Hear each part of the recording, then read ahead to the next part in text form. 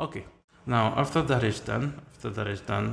let's see the records that we have, right? That is the number of rows and then the number of columns that we have. So we're using the shape function over here, as you can see. So don't forget that we've loaded our data, right? We've loaded our data and store everything in the variable called data over here. Okay. So if we do data.shape, right? If we do data.shape, we can see that we have 51,717, right? 51,717 records with 17 features in there. Okay, with 17 features in.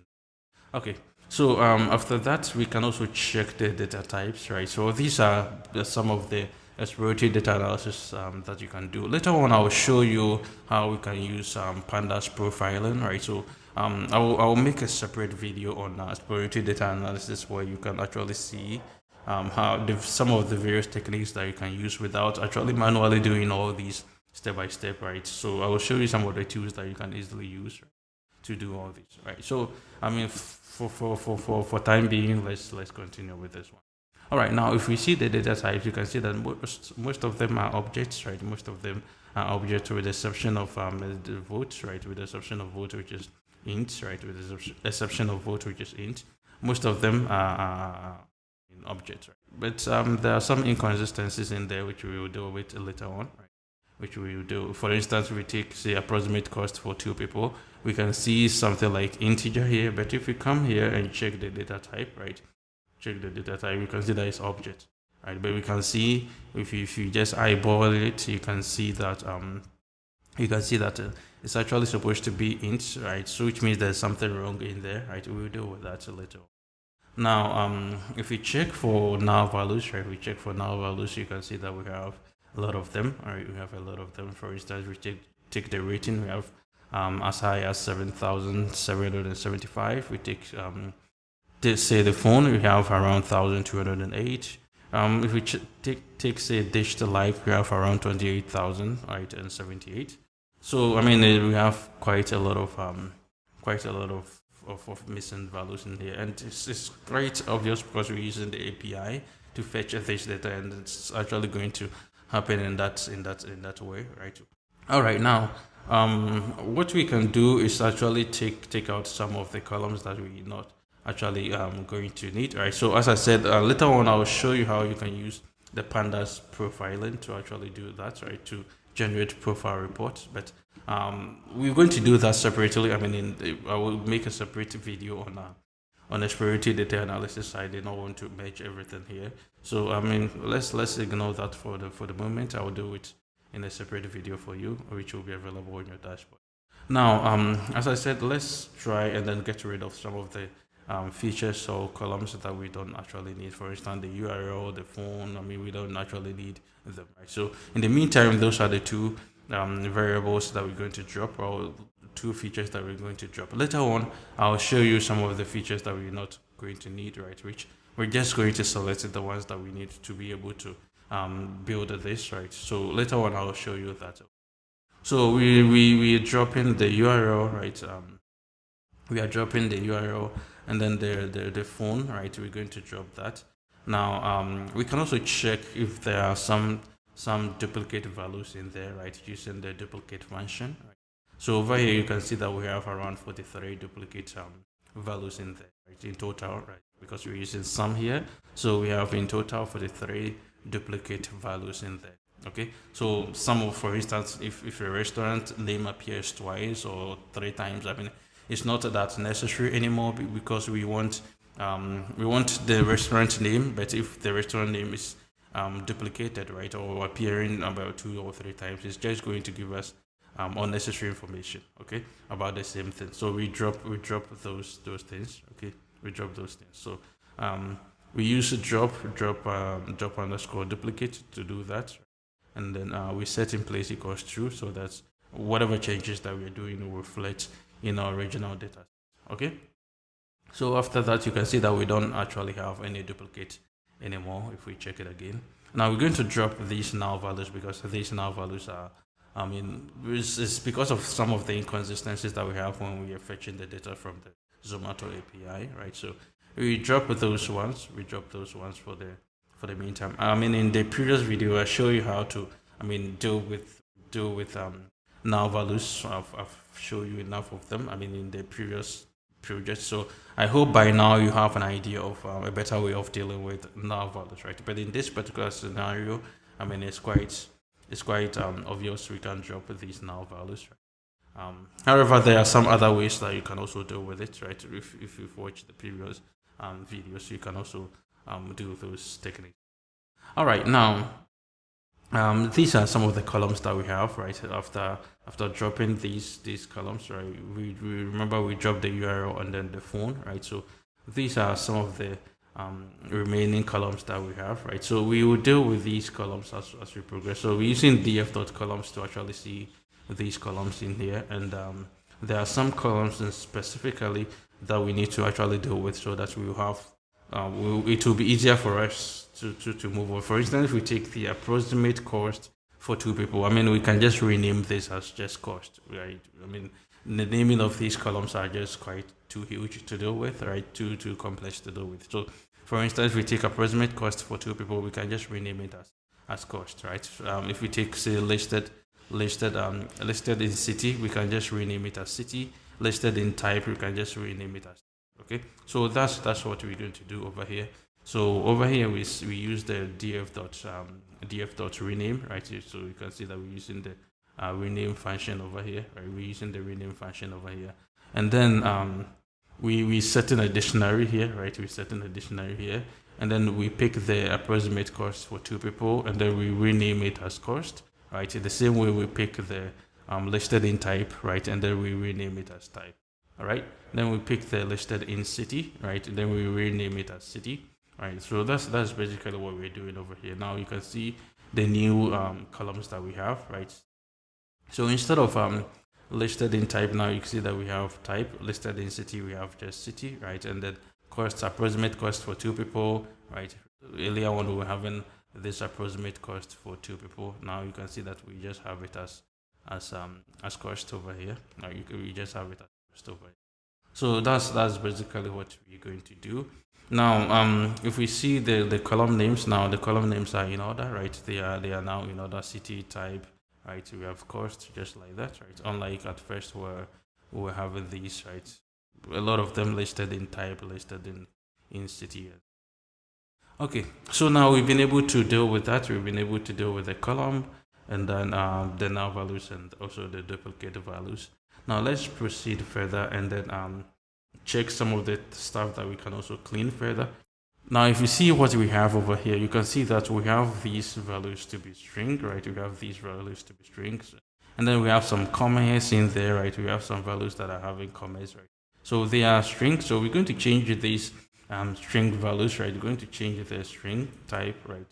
We're going to change the string type to float type, right? We're going to change it to float type. And also, we're going to get rid of these commas that we have, right? We have some comma in there. We're going to get rid of that, right? And then change the string, right? Change the string to float. Right? We're going to change it to float type. So let's see how we're going to do this. Now, if you see the code that we have over here, this is what we're doing.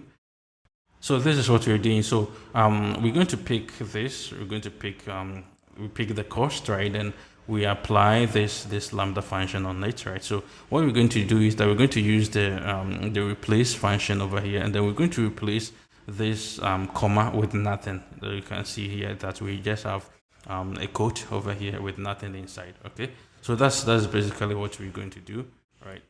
That's basically what we're going to do. We're going to pick each of the values, right? That's why you see this x, right? So x dot replace. So x here represent each of the values that you have here. So if you pick, say, 3,700 and 3,700, right? We're going to replace this comma with nothing, right? So that it will just become 3,700, right? With nothing in here, right? So basically that's what you're doing here.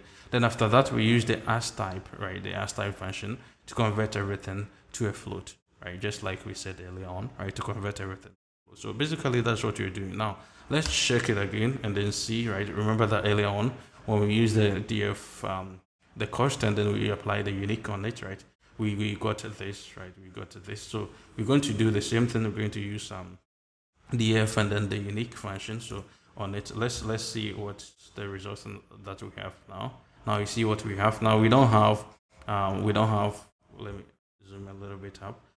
We don't have the comments as we used to have. So earlier on we are having these ones as strings and then some comments in there. See that now we have them as floats, right? We have as floats without any comments. So if we take, for instance, the 3,700, you see that it's just 3,700 without writing it like 3,700 with a comma here, right? Now we just have it 3,700. So basically, that's what we're doing here, replacing all the comments with nothing.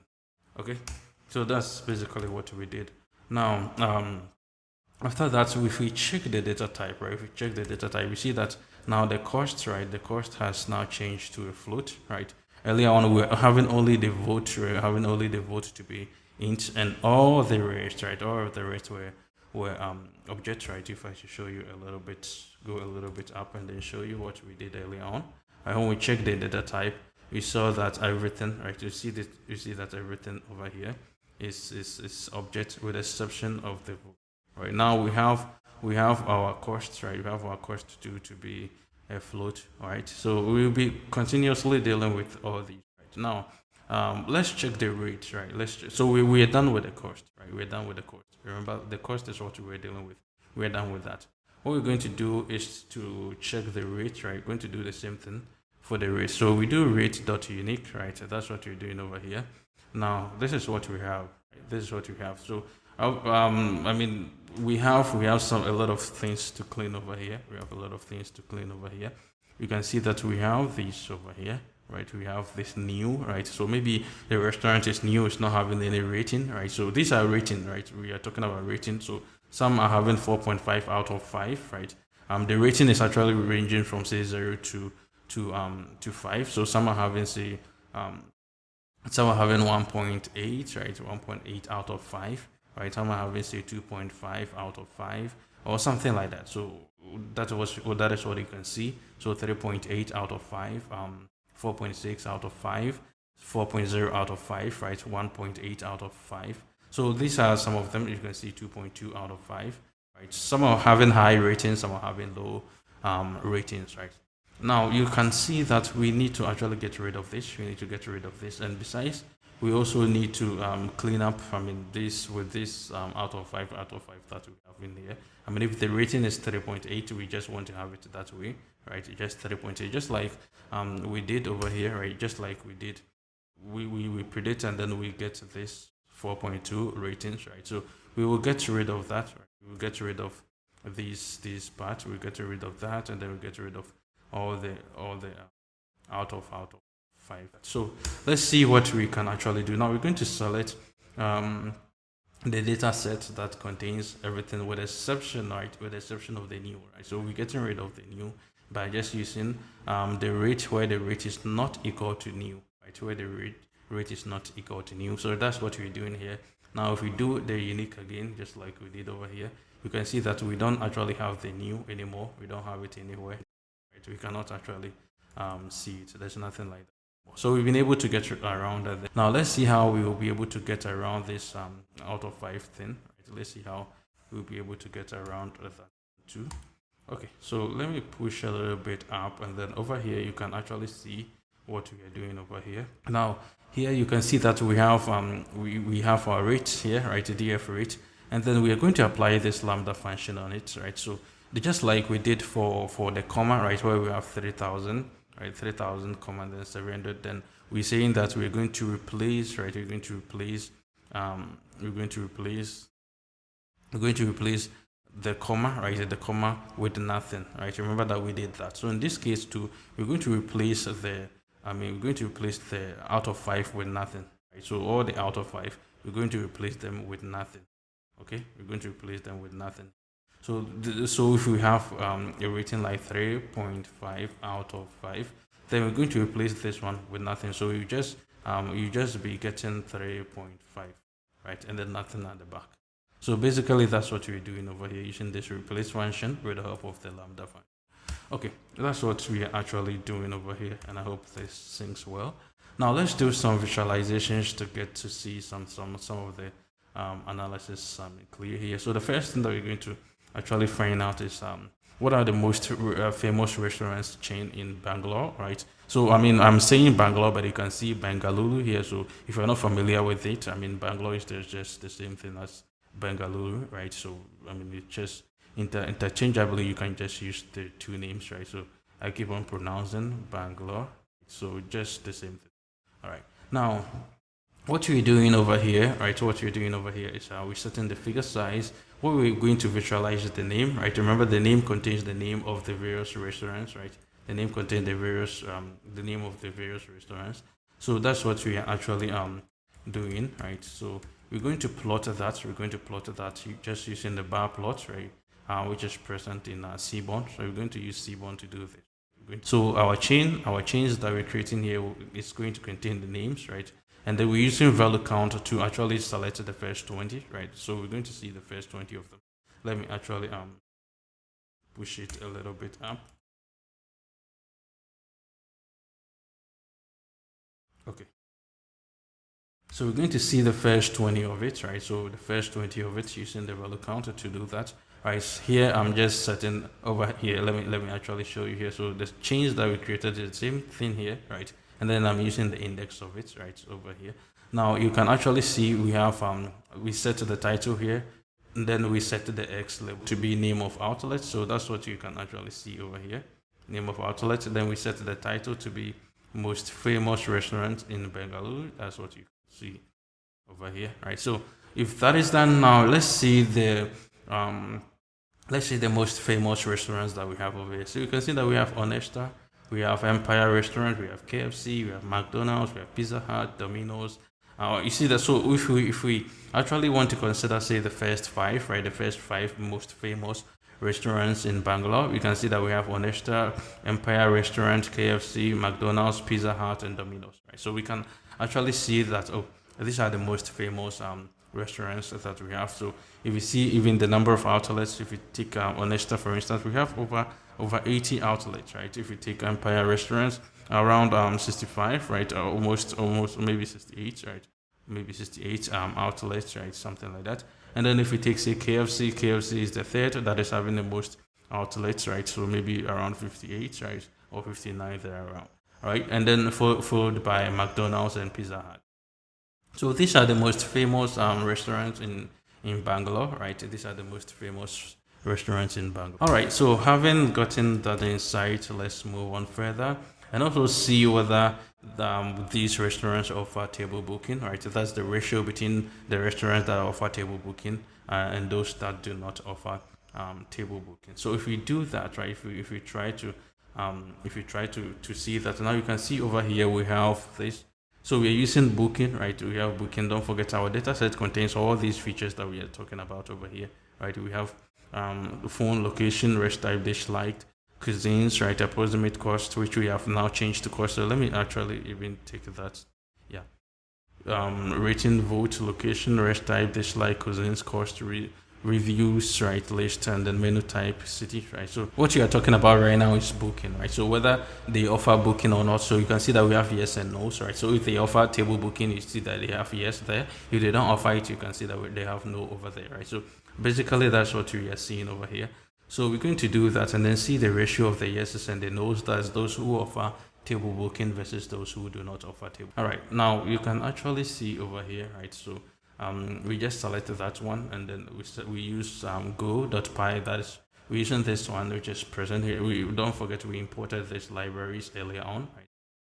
If I just show you a little bit up, right? We this is go is present in Plotly, right? So that's what we're using so far. I mean for this specific one, right? That's what we're using. So go.py, right? So in Go there's py, right? For pie chart.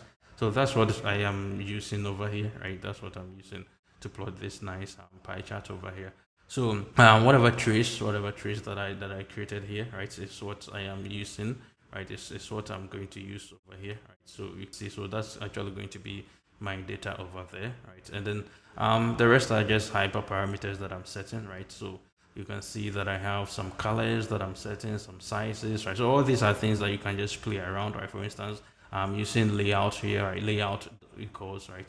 I'm using layout equals go.layout, and then I set the title, right? I set the title to be table booking, and that's what you can actually see over here, right? And then you can see the width and then the height. So all these are some of the things that you can just play around, right? Some of the things that you can just play around.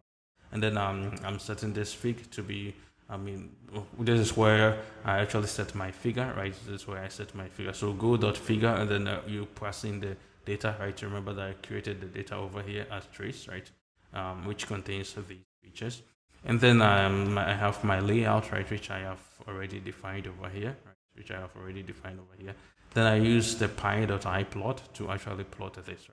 The file name is actually pie_subplots, right? That's what. So, so as you can see over here, you can see that majority of the restaurants do not actually offer a table booking, right? So the majority of them do not offer table booking. So we have around 17,191, right? That restaurants that do not offer table booking, right? As against 6,057, right? Restaurant that offer table booking, which consists of around 26% as against 73%. Okay, so this is a good insight to actually get to know that most of the restaurants in Bangalore don't offer table booking. All right, now that is done. So now let's see some of the restaurants that deliver online as against those who do not deliver online. So let's see the distribution of that, right? Let's see the distribution of restaurants that deliver online as against those who do not deliver online. So we're going to use what is called the count plot, right? We're going to use what is called the count plot, which is present in Seaborn, right? And then we select our order, right? So order online is one of the features in our data, right? So our online order, right? It's just feature that contains whether the hotel or the restaurant, actually the restaurant offer online option, right, or not. So if we see our data here, right, let's go a little bit up. Now you can see you have online order, right? You have online order here. You can see we have some yeses and some no's in there. So if the restaurants offer online order, then you can see there's yes there. If they don't, there's no there, right? So let's see the distribution of. So if we use this count plotter to plot that, right? So over here we pass in our data, then we set the size. Over here we set the title, right? And then we plot it. We use the plt.show to show this. Now you can see over here, right? You can see over here, we actually have majority of the restaurants offering on online order, right? We have, around 16,000 and above, right? Around 16,000 and above, as against maybe 7,000, right? 7,000 of the restaurants who do not offer online order. All right, so we can see the majority of them offer online order. So this is one of also the good insight that you can actually get out of this data. Now let's see the rating distribution, which is quite something that we are more interested in with regards to this particular project, right? So if we use the dist plot over here, right? We use the dist plot over here. Then we pass in our rating data, right? Remember that rating is also one of the features that we have in our data set, right? So if you go a little bit up, you can see that we have rating here where we have 4.1 out of 5, 4.1 out of 5, 3.8 out of 5, and so on and so forth. So remember that we've cleaned this, right, and they remove the out of 5 out of it. So that's something that we've been able to do. So let's see the distribution of that. Now you can see that if we use the dist plot to check this distribution, you can see that we have most of the ratings ranging from somewhere 3.5 to say 4.5, right? That's between that area, right? That's where most of the ratings are ranging, right? So with the highest peak around 4, right? Around 4, maybe 4.1 or 4.2, right? Somewhere there. So most of the restaurants are having these kind of ratings, right? So with a little of them having it below 3, right? Below 3. So later on we're going to see how many of them are below 3, how many of them are between say 3 and 4, or how many of them are between say 4 and 5. So we're going to see that distribution. All right, so this is one of the good things that we need to do, because rating is something that we are most in particular interested in. All right, so let's proceed and then see how many of the ratings, right? How many of the ratings are between 1, right? So how many of the restaurants are having their ratings between 1, right? So we are going to check between 1 and 2, and then 2 and 3, right? 2 and 3 over there. We check 2 and 3, then we check 4 and 3 and 4, and then we check 4 and 5, right? So the ratings that are ranging between 1 and 2, the ratings that are ranging between 2 and 3. So it could be say 2.5, it could be say 2.2, something like that. It could be say 3.5, something like that, right? And then we can also see 4, and then 5, right? So those ratings that are there, so 4.6, something like that, right? So now if we check the unique ratings that we have, this is the unique ratings that we have. Now let's see the minimum rating over here, right? If we check the minimum rating, you can see that. So the restaurant which is having the less, or the least rating is 1.8, right? The least rating is 1.8. The other thing that we could have done over here is to also check which particular restaurant is having this least rating, right? So you can also do that one over here, right? To actually see which particular restaurant is actually having this least rating. Okay, so you can see the maximum rating to be 4.9, right? So over here too, we can do the same thing to see which particular restaurant is having this rating, right? You can also do that, right? And then now let's see first convert. Remember that everything here is a string, right? That's why you see them in a quote like that. You can see a quote around them like that. So this one is actually a string type, right? It's actually a string type, but we want to actually convert everything from string to float. We want to convert it from string to float. So that's what we're going to do here. So we actually have our df rate over here, and then we convert the type of it to float, right? Converted the type of it to float. Now we're going to see which of them, right? So if we pick say a df rate, right? Df rate, that is the rating which is greater than or equal to 1 and right, and less than 2, right? So we want the one that is between 1 and then 2, right? With a with say 1.99, something like that being the limit. Okay, so that is the rating that is between 1 and then 2. That's what we are going to actually check, between 1 and 2. So, and then we find the sum of it. So you can see that we have five of the restaurants are having their ratings between 1 and 2, right? 5 of them. So let's see for say 2 and then 3, right? Let's see between 2 and 3. So if we do between 2 and then between 2 and 3, right? So restaurant that is greater than or equal to 2, and right, greater than or equal to 2, and also less than 3, that is between 2 and then 3, right? So we can see that in total we have 1,179 restaurants having their ratings ranging in that range, right? That is 2 and 3. Okay. So if you see those that are between say 3 and then 4, right? 3 and 4, then we find the sum of that. You can see that we have around 135, right? 53 actually, 10,153, right? So this is quite huge number over here, right? And if we see those that are greater than or equal to 4, right? That is 4 and above, right? That is 4 and above, right? That is between 4 and 5, obviously, because the limit is 5.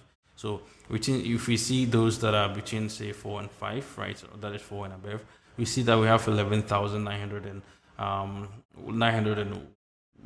right? So most of them are having their ratings greater than 4, right? Most of them are having their ratings greater than 4. Don't forget that this is quite also a huge number. So if you want to consider them, then then this area is the one containing the most, just like our distribution was actually telling us earlier on. If we move a little bit up, right, just like just like we're having over here. Remember that this is a distribution of the ratings that we did, right? This is a distribution of the ratings that we did. So you can see that most of them are around 3.5 to say 4.5, right, to get into. Okay, so that's where most of the ratings are, right? That's where most of the ratings are. Okay. So this is quite interesting information to actually have to get to know where these ratings are actually being distributed. Okay, now let's see visually how these are. Let's visualize them, right? So I'm going to just plot it using this plt plot. Right? I'm going to just plot it. So over here, those I'm just creating this thing called slice, right, which is just a list of those items that are, or ratings that are between 1 and 2, right? So we have 1 and 2, we have 2 and 3, and then 3 and 4, and then also those that are greater than 4, which is just 4 and then 5. Okay, So I'm just creating labels here, right? So let me show you what that is actually going to put over here.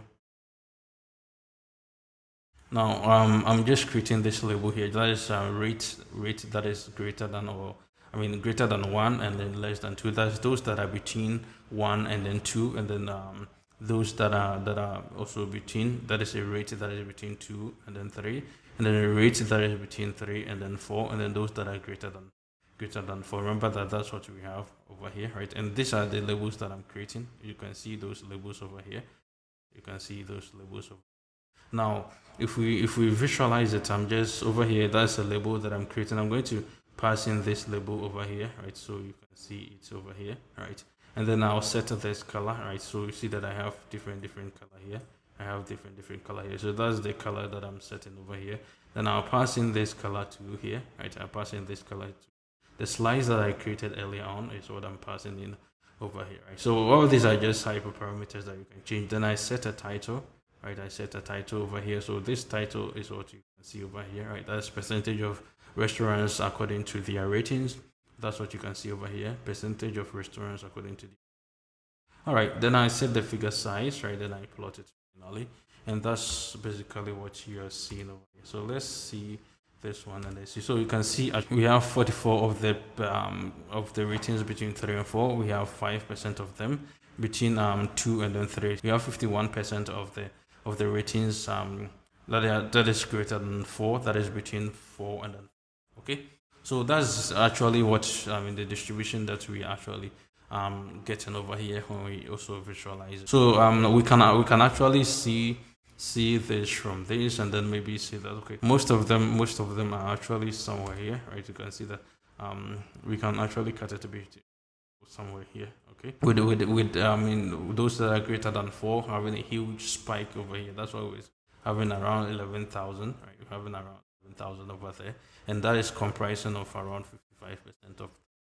Okay, so let's proceed from here, right? Having known the distribution of these ratings, right? Now let's see the service types, right? Let's see the various service types. Remember that earlier on we changed the type, right? That is if you go a little bit up, we created this type by just renaming the columns. So you can see over here, right? We renamed it city in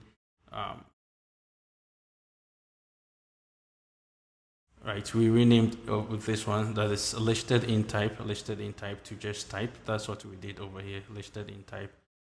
No, right, we renamed this listed in type to just type, right? So that's, let me shift this one here. So that's what you can see over here, right? So listed in type, we renamed as type, right? So that's just the type of the restaurant. So let's go down and then see the distribution of these type of. Okay, so that's what we are going to do, right? That's what we are going to do over here. So we are actually, if I should walk you through the code a little bit, we have the seaborn. We are using count plot percent in seaborn. Then we pick our type over here, right? And then you see that we have stick labels, right? And then we have another seaborn here, right? We have the another count plot here, which is going to be our stick label, right? We just want those labels in this type to be there. Right, that's, if I should go a little bit down, right, that's what you can see, these labels over there, right? That's what you see, that's stick labels that you can see. And then we rotate this to 90 degrees. That's what you can see them standing straight like that, right? That's why you can like that. Now we actually over here we just set let me do this. We set the size, and then we set the title over here. We have type of service over there, right? So let's actually get an insight what this is actually telling us, right? So most of the service types, right, the type of the service that they provide are most of them are delivery and then dine out, right? Most of them are delivery and then dine out. That's the two major service type that these restaurants actually offer, right? It's either delivery or dine out, right? Is that delivery, right? That is, they offer online delivery, or you can just go to the restaurant and then you have your dinner over there, right? You have your. Okay, so basically that's the two main types of services that they offer, right? And then the other ones that they offer, but they are not as prominent as the delivery and then the dine out. Okay, so this is, I mean, some of the insight. Now let's see the distribution of the cost of the food for two people. Remember that we're having cost for two people, and then we actually just rename it as cost, right? So that's what you can actually see over here, that we just picking the cost because that's what we have renamed our column to be, right? And then you will see this accepting online order, right? And when I put my cursor here, you're actually going to see. Let me show you, demonstrate that to you. So we pick this cost. That's what you're going to use. Remember that we're using Plotly, so you can see go.box over here, right? So you can see that if I place my cursor here, you can see the accepting online order, right? We have 600 over there, right? So basically that's what this name accepting online orders is actually giving you a certain color here. I just set some color here. I set my layout. So my data that I'm going to use is actually going to be the trees that I've created over here. The trees that I've created over here. All right. So I created my layout here too, right, which is going to contain this box plot of approximate cost, which is more like the title that over here, right? So you can see inside that layout we have title over here. I'm setting the height and then the width over it. So all these are just hyperparameters that you can actually manipulate, right? So the y-axis, right? You can see that we have y-axis. We have this price over there, right? So you can see it's over here, over there, right? And then over here I'm creating my figure. Let's go dot figure, all right? And then I pass in my data that I've created, right?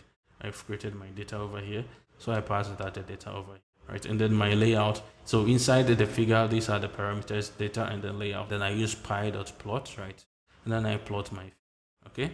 So that's what you can actually see. So now let's see this distribution of these, right? Let's see. So you can see the minimum cost that we have, right? The minimum cost that we have is around 40 rupees, and then you can see the Q1, right? The Q1 is around 400, right? And then the median cost is around 600, with the maximum, I mean the Q3, I mean which is the 75th percentile, I mean 75th quarter, right?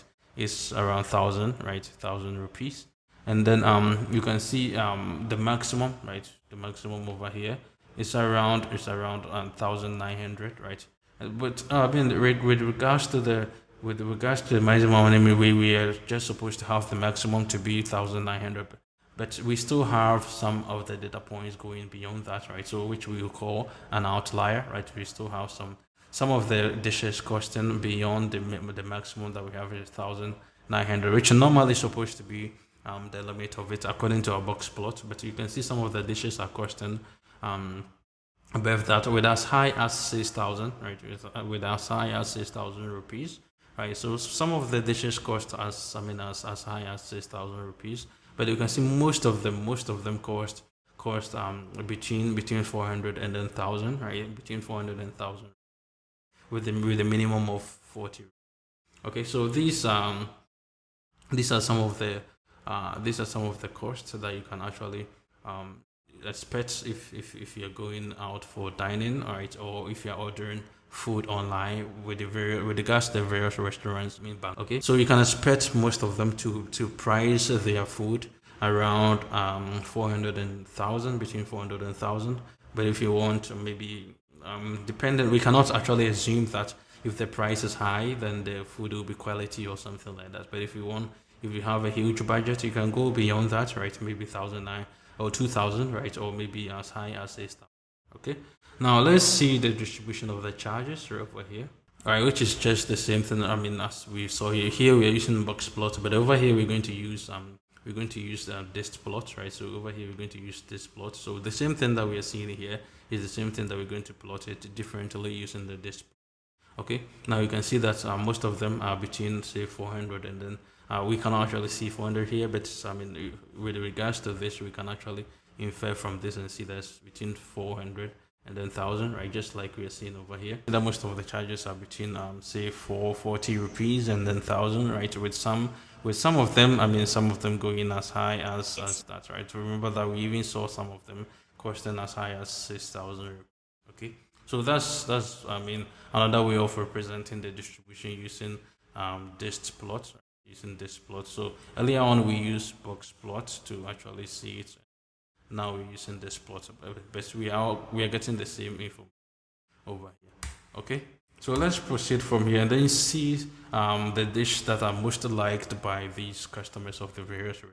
Okay, so we're going to use a list of we're going to get a list of these restaurants and then see how people I mean the dishes that people liked the most, right? The dishes that people like the most. Remember that we have a column named as dish liked, right? So that's the column that we're going to be interested in, right? And then we're going to loop through this and then use what is called the value count. Use what is called the value count to be able to arrange this and then in order, right? And then you see the first 30 of them, right? You see the first 30 of them. So basically, that's what you're doing over here. And as you can see, the output over here, we have pasta, right? We have pasta to be the dish that people like mostly in Bangalore, right? Pasta is the number one dish that people like mostly, followed by pizza and then cocktails, burger, mocktails, biryani, sandwiches, burgers, coffee, right? And then I mean some others that people like, but you can see mostly people like pasta, pizza, cocktails, burgers, mocktail, biryani, and then sandwich and burgers, right? Maybe I mean we can actually see the first one and eight, right? So the first eight dishes that people like them. These are, I mean, this give you a fair idea of some of the dishes that people like the most. So if you want to open a restaurant in Bangalore, you will know the kind of dishes that you're supposed to actually include in your menu. Okay. Now this is a visual representation of the same thing that we saw over here, right? This is a visual, just plotting it, right? Just plotting the same we did over here, just using this simple plot function over here to plot the same thing, right? So plotting the first 30, right? Plotting the first 30 items, just like we did. Okay, so let's see the visualization and then see it. So as we said, we have pasta, right? You have pasta, we have pizza, cocktails, burgers, mocktails, biryani, sandwich, burger, coffee. These are the first eight, right? These are the first eight items that we saw. Are the most frequent items that people like the most when it comes to dishes in the various restaurants in Bangalore. Okay, so if you open a new restaurant or you're planning to open a new restaurant in Bangalore, these are some of the food items that you should not miss in your menu. Okay, if you intend to maximize your profit or ROI, or that's return on investment, then you need to actually include this kind of dishes in your menu. Okay, now we've gotten a fair idea of the various menus, the ratings, and things like that. We've been able to come up with all these analysis. Right? So let's proceed from this, from the various dishes that people like the most. Now let's see the restaurant and the account, right? So if we see the restaurant that we have here, so we're going to use this. Okay, so this is what you're using over here, right? So we're setting the figure size over here. Then we are using the rest type, which is the restaurant type, right? Using the value count to actually count the first 20. So we're selecting all rows, right? All rows and 20 columns, right? So that's what we want. The 20. We want just 20 restaurants in here. We're using bar plot to do that, right? We're creating the rest here. That's the same thing we're passing in here. The rest of the index is also going to that we're going to see, and then we have the title to be restaurant types, right? So and then we have the X label to be count. Let me actually do this, right? So you can actually see them over here, right? The title is what you can see over here, the count is over here, and then we created this index over here, and then we have the first 20 items that, okay, then we said all right, so these are the first 20 restaurant types that we can have. So you can actually see that we have the casual dining, right? So people mostly people the restaurants casual dining restaurants, right? And then we have quick bite, we have cafe, we have desert parlor, we have casual dining and then bar, right? We have delivery bar, and then we have takeaway and then delivery over here, right? So these are the types. So some of the restaurants are casual dining, some of them are quick bite, cafe, desert parlor, casual and then casual dining and bar. So some of them perform two functions, right? Some of them offer delivery, some of them perform, some of them are bar, right? And then takeaway and delivery, right? So these are some of the types, right? Types of the restaurant that you can have, right? Bar and then casual dinings. We have some pubs in there, some fine dining in there, casual dining and cafe. Usually we have lounge, we have pub, casual dining. I mean, a lot of different kinds of restaurant types that you can actually figure out, right? So you can see most of them are casual dining with as high as maybe 7,500, right? 7,500 over here, right? Counts over here, something. Okay, so this one gives you an idea of the various types of restaurants. So if you're planning to open another restaurant, then you should actually know your competition. You should actually know the kind of restaurants or type of restaurant that is already existing, and how you're going to beat that competition. Okay, so this gives you a good information to actually know which types of restaurant that are already existing and how you're supposed to go about establishing a new one. All right, now after that is done, let's see the most famous restaurants, right? Let's see. I mean, I think we did this one earlier on, right? Remember, we did this over here. Go a little bit up. Yeah, we did the most famous restaurant where we saw that Onesta, Empire Restaurant, KFC, McDonald's, Pizza Hut, Domino's Pizza, right? Those are the most famous restaurants that we have, right? So this is just the same thing that I did over here. So maybe, right. So let me do that. Right, so let me just highlight everything and then comment them out. Basically, that's what I'm going to do. So maybe, yeah. Now, what we're going to do is to now build our algorithm, right? So in the next video, that's what we're going to do. We're going to start by building our algorithm, and then after building the algorithm, we'll move on to the deployment part where we'll build something like that. Okay. So see you in the next video with the model building.